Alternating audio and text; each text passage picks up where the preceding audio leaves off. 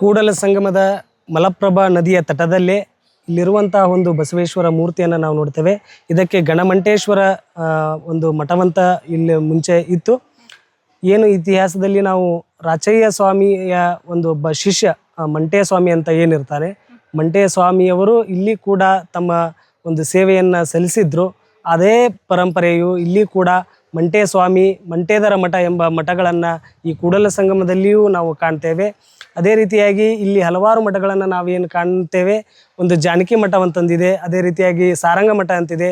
ಸಾರಂಗ ಮಠ ಎಂಬುದು ಜಾತವೇದ ಮುನಿ ಶಿವಾಚಾರ್ಯರ ಪರಂಪರೆಯನ್ನು ಏನು ಹಿನ್ನೆಲೆಯಾಗಿ ಹೊಂದಿದೆಯೋ ಅದೇ ಮಠ ಇಂದಿರುವವರೆಗೂ ಸಾರಂಗ ಮಠ ಇಲ್ಲಿ ಅಸ್ತಿತ್ವದಲ್ಲಿದೆ.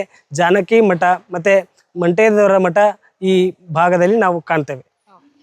ಅಂದ್ರೆ ಮಲಪ್ರಭಾ ನದಿ ದಡದಲ್ಲ ಇದೆ ನೋಡಿ. ಆ ಕಡೆ ಕೃಷ್ಣ, ಈ ಕಡೆ ಮಲಪ್ರಭಾ. ಎಷ್ಟು ಐಡೆಂಟಿಫೈ ಮಾಡ್ಬೋದು ಅಂತ ಹೇಳಿದ್ರೆ ಇಲ್ಲಿ ಸೂಕ್ಷ್ಮ ಗಮನಿಸಬಹುದು ನೀವು. ಮರಳು ಮಿಶ್ರಿತ ಮತ್ತೆ ಅಂದ್ರೆ ನೀರ್ ಕಲರ್ ಚೇಂಜ್ ಆಗಿದೆ ಮಲಪ್ರಭಾದು. ಕೃಷ್ಣದ ಫುಲ್ ಪ್ಯೂರ್ ನೀರ್ ಯಾವ ರೀತಿ ಇರುತ್ತೆ ಅದೇ ರೀತಿಯಾಗಿ ಸ್ವಲ್ಪ ಈ ಭಾಗದಲ್ಲಿ ಇದಾಗಿದೆ. ಬನ್ನಿ ಹೋಗೋಣ ಬೇರೆ ಸ್ಥಳಗಳನ್ನ ನೋಡೋಣ.